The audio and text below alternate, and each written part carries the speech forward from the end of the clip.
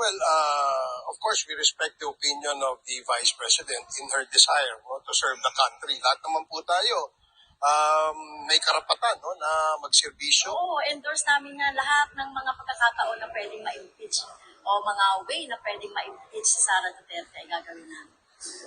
So what's up nga par, and kumusta po kayong lahat? Lalong-lalo na sa mga subscribers natin, sa mga subaybay sa ating mga video na ina-upload natin. So ngayon mga par ay pag-usapan natin and tingnan natin yung video na inilabas na yung salaysay ni Robert Barbers, and talagang gusto talaga nila na mapatalsik si Sara Duterte sa kaniyang pwesto mga par. So ngayon ay malabo ng patuloy yung mga pinapana na impeachment galing sa mga ibang party list mga par. So ngayon mga par ay naglabas ng pahayag si Robert Barbers tungkol po kay VP Sara na ngayong 2028 mga par ay hindi na mapigilan, ay tumatakbo na bilang presidente ng ating bansa si Sara Duterte mga par.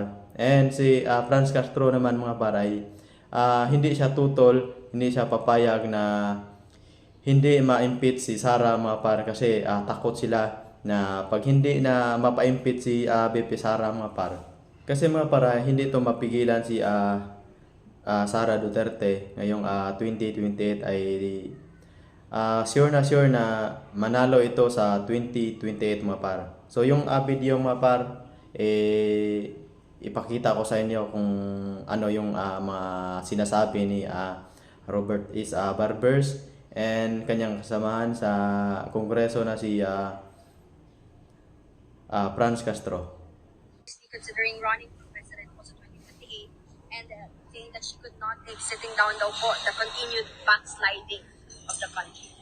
Well, of course, we respect the opinion of the Vice President in her desire to serve the country. Lahat naman po tayo may karapatan na magserbisyo, magbigay ng serbisyo sa ating mga kababayan.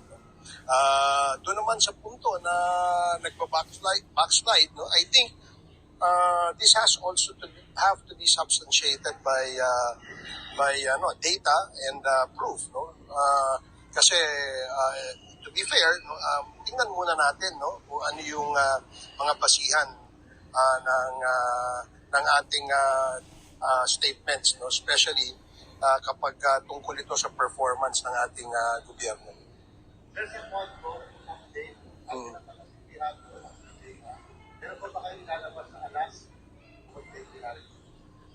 Lumabas na yata lahat. Meron si Wilkins yesterday presented himself before the office of the Sergeant at Arms at nandiyan siya ngayon sa detention facility. Meron kaming schedule na tinitingnan for next week, itong another Quadcom hearing. Siguro sunod-sunod dahil meron din tayong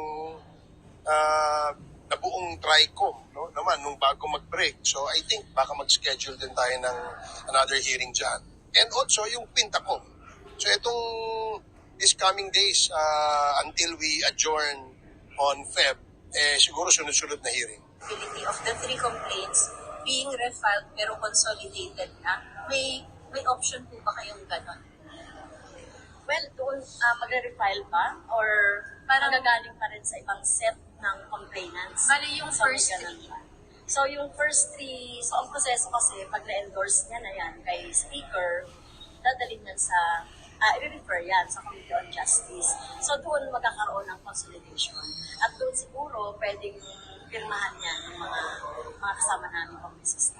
Pero hindi option yung tatlo, i-consolidate nyo ng complainants, tapos i-refile as a new complaint. Ay, mukhang hindi pa nangyari yan sa history. Pero tignan natin yung possibility. Pero kayo ba, pag natin yung board impeachment complaint, you're willing to endorse para makuha yung 103 na kinakailangan? Sure, oo. Endorse namin nga lahat ng mga pagkakataon na pwedeng ma-impeach o mga way na pwedeng ma-impeach si Sara Duterte ay gagawin namin. Feel up po sa show of force ng INC kahapon, and how will that affect yung decision of Congs whether to endorse or not the impeachment complaints? Well, we expected that. Sabi ko nga kanina, December pa lang, naririnig na namin yung mga ganyang announcement ng INC. They have to be relatable kasi nga mag-e-election. Kaya ganyan. Alam niyo naman ang papel ng INC kapag ka-election, pupunta sa kanila yung ibang mga kandidato. Magkakaroon ng epekto, makikita natin yan actually sa resulta ng election ng 2025. But then, ngayon pa lang sinasabi na namin na maliit din naman lang na bahagi yun.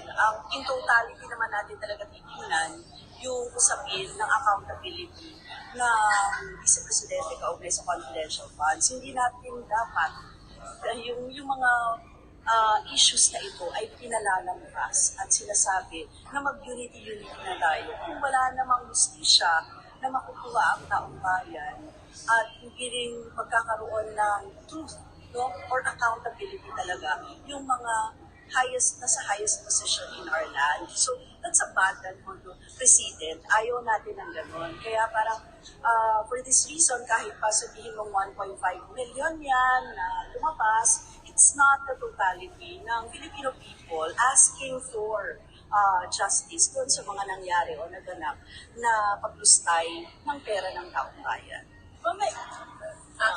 Kasi hindi naman, well, itong show of force ng sektang Iglesia ni Cristo ay hindi naman niya naka-apektado, particularly sa amin, sa makabayan. At kahapon din sa pagkausap natin sa ating mga kasamahan dito sa Kongreso, ay, well, wala rin naman silang pakialam at on the top of their mind pa rin yung impeachment, yung pagpapanagot kay Sara Duterte doon sa ginawa niyang misspent noong confidential funds. Kaya tingin natin ay sa amin walang epekto yan. At kami katulad na sinabi namin, sana hindi magamit ito, Hindi magamit ito ng ni Sara Duterte at ang kanyang pangkat, mga nagsalita na sila, nagpapasalamat sa Iglesia ni Cristo doon sa ginawang na tingin natin ay talagang naging shield lang. Kaya walang epekto yan. Tingin ko doon sa ating mga kasamahan dito. Tuloy pa rin ang laban natin sa impeachment. Ma'am, yung sabi ni Sara na tatakbo siya sa politiko. Well, gano'n naman ang mga Duterte, sabihin nila tatakbo, tapos hindi. Pero mukhang nagpalakas ng loob sa kanya. Ngayon niya sinasabi yan, yung mukhang itong mga kilos ng Iglesia ni Cristo. Pero, well, sana hindi siya manalo. First, if she will be impeached, no, she cannot run. Diba? Kapag na-impeach siya, hindi siya makakatakbo. Kasi perpetual yun na hindi ka makakatakbo sa position. Tapos, second, kung meron siyang haharaping mga kaso, kailangan harapin niya muna yun. At sa dami ng mga nangyari ng naganap ng nakaraan, I'm sure meron talaga mga cases na maipofile sa kanya. Kasi yun na rin naman yung... So yun mga par, nakita nating video, narinig natin ang sinasabi ni Robert Isbarbers and sa kanyang kasamahan sa Kongreso na si Franz Castro na talagang hindi talaga tutol, hindi papayag si Franz Castro na hindi ma-impeach si Sara Duterte kasi pag hindi ito ma-impeach si Duterte ay talagang tatakbo sa 2028 and sure na manalo ito si BP Sara mga par. So maraming salamat sa inyong panood sa aking video and sa hindi pa nakapag-subscribe sa aking YouTube channel and paki-subscribe naman mga par upang palagi po kayong updated sa ating mga upload na video.